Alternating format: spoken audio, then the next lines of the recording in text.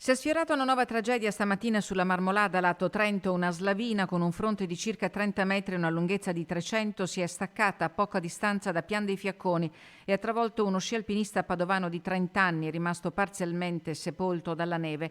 A dare l'allarme i compagni dell'escursione che, pala e sonda in mano, sono riusciti ad estrarre l'amico, trasportato poi in elicottero all'ospedale di Cavalese per accertamenti.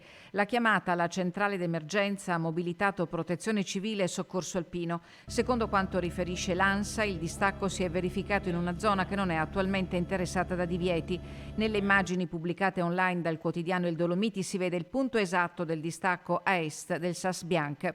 Tuttavia, il bollettino emesso oggi da ARPAV Neve e Valanghe sconsiglia in modo assoluto escursioni fuori pista. Il rischio sino all'8 dicembre è di grado 3, cioè marcato. Significa che non è remota l'eventualità di distacchi improvvisi di valanghe a lastroni. Lo sci fuori pista resta vietato nella zona a ridosso del luogo della tragedia del 3 luglio, come è scritto nell'ordinanza del comune di Canazei dello scorso 16 novembre.